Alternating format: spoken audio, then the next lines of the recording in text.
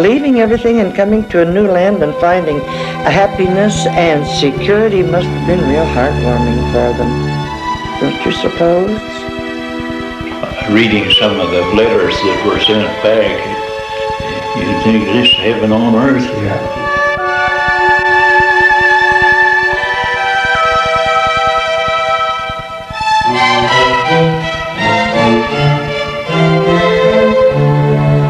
When I stand in one of these buildings and look through this ripply glass out to the park, I almost am taken back in time and start to merge, I feel, with other people who have stood in these rooms and thought their own thoughts.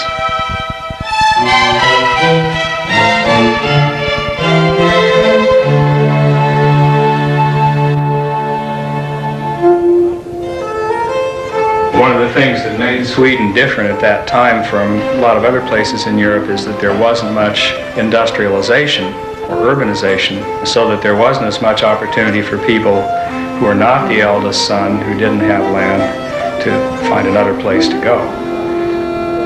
The Jansenists started out as a reform movement within the Lutheran Church, but Eric Jansen's teachings were somewhat radical. They felt that you didn't need the church to reach God, you didn't need a clergyman to reach God, you didn't need somebody to tell you how to read the Bible. It was all in your own heart and your own personal relationship with God.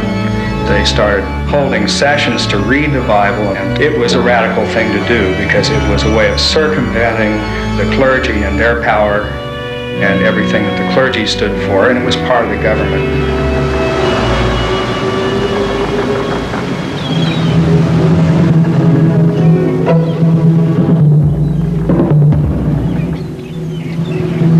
The trip over seems to take an average of 3 months, 5 to 6 weeks on the Atlantic and 5 to 6 weeks to get to Bishop Hill. They went up the Hudson River, across the Erie Canal, through the Great Lakes, and then walked from Chicago.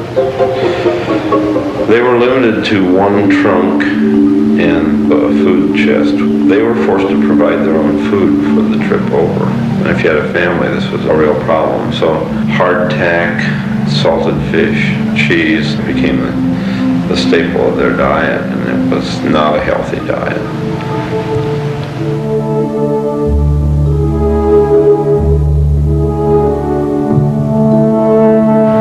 This long period of travel usually was spent during the time of year, which is also the growing season, so that whenever immigrants arrived at their destination, they tended to get there in the fall, but it was too late to put in a crop. So it was almost an expectable constant that the first winter was going to be a terrible one, and Bishop Hill was certainly no exception. Of the 70 people who wintered at Red Oak Grove the first winter, 50 of them died.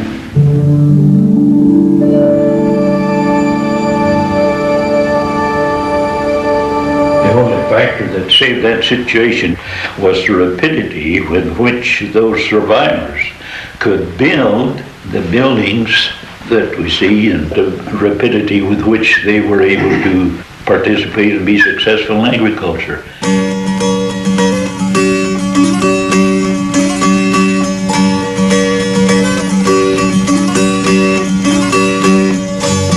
The Swedes at Bishop Hill had two kinds of adaptation to do simultaneously. Obviously, they had to adapt to a new country, which was common to the immigrant experience, but they also had to adapt to a new physical environment. They had to adapt, for purposes of fuel and fencing and housing, to the absence of wood. Hence, brick is a building material, Osage hedges is a fencing material, whatever they could come up with for fuel. They say they started to teach English in the dugouts the first winter they were here, when they didn't even have enough to eat, and they had to hire a teacher to come in and teach English, even though they didn't have any cash. I think on the frontier, an organized group was likely to be more successful than individual pioneers.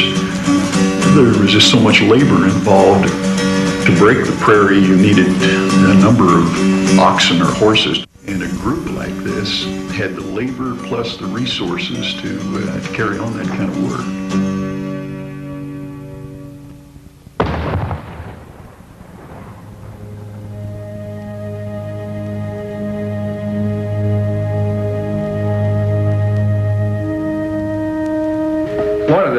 critical tests of any communal society that's started by a charismatic leader is what happens after that person dies. Some of them dissolved almost immediately after the charismatic leader died.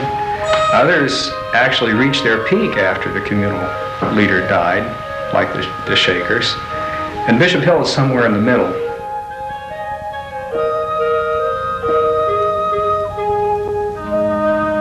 Their first money was off of their linen. They brought them flaxseed with them. The women worked as hard as the men. They made all their own clothing and their bedding, their towels. They had looms of gold. The women would take their spinning wheels out in front of the blacksmith shop.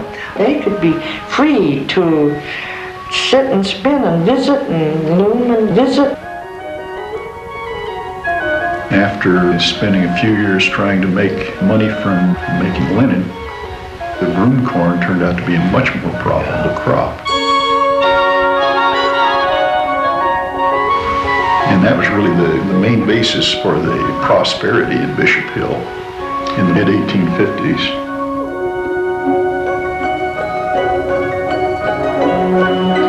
The Bishop Hill colony had the only flour mill within 30 miles. So people would come to Bishop Hill for services.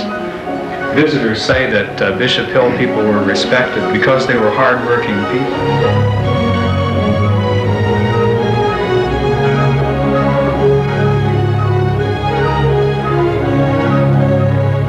Communal organization tends to be very efficient, and the morale tends to be high because people are working for themselves and they're working for their friends.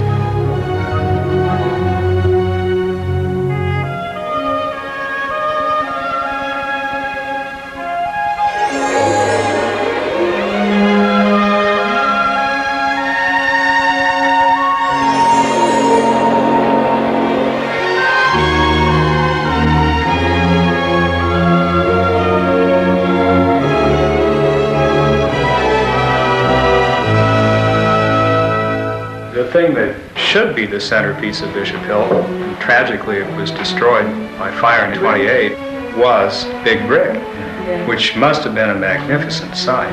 It was 200 feet long, 4 stories tall, had 96 family rooms, communal kitchens and dining rooms. This was the largest building in America west of Chicago. And of all the communal societies in America, I don't know of one that built a building quite on that scale.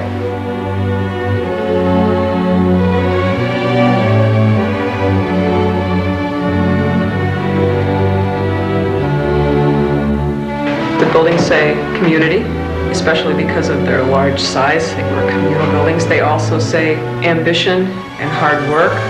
And not only were they built for lots of people, they were built with the idea of more people coming, with the idea of future possibilities.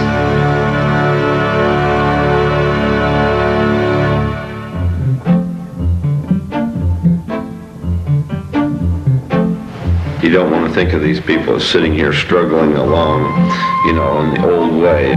They owned the first McCormick Reaper in Henry County. They owned the first steam engine. If there was a better way to do it, they were looking for it and they had it, and that's why they were successful. I think the economic prosperity of the colony was more the unifying factor here. But the fragmentation came along in association with the Depression in 1857. But recovery was slow, and 4 years later the colony decided to dissolve.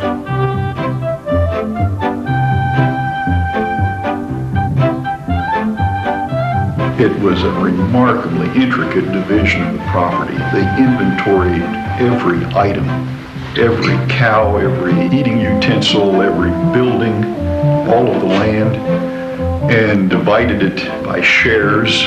Typical person ended up with a room in one of the buildings in Bishop Hill, woodlot in one of the nearby groves, and then a prairie farm. You got 600 people here, but you don't have the kind of implements and things that 600 people need to change. You don't have 600 rolling pins, or you don't have enough stoves to cook on everything. So there's a tremendous adjustment that goes on in 61. Suddenly there's nothing. It's a great disruption in lifestyle. My great-grandmother got 2 rooms at another church, and that's where my grandmother was living when I came to Bishopville. So I was raised in the colony church. That's why I'm so good.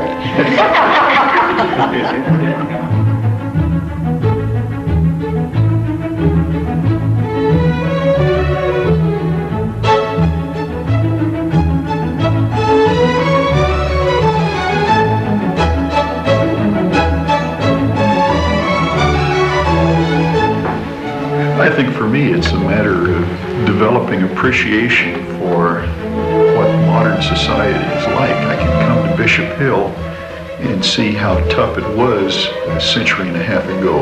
But the overall feeling you get when you look around town is that this was a place of optimism, a place of potential, a place that looked to the future with good feeling and with confidence.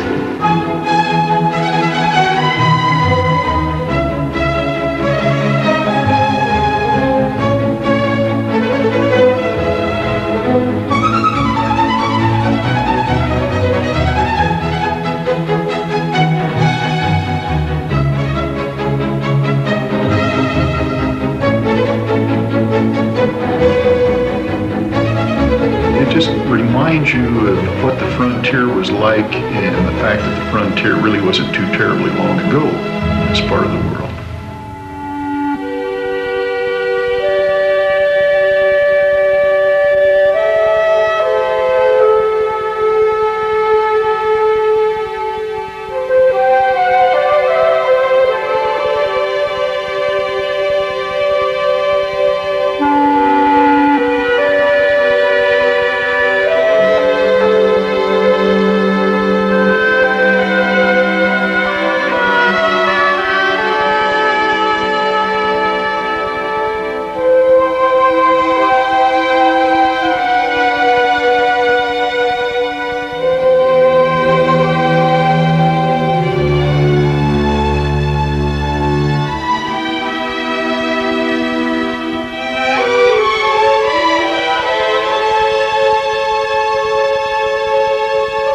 There was happiness here for them.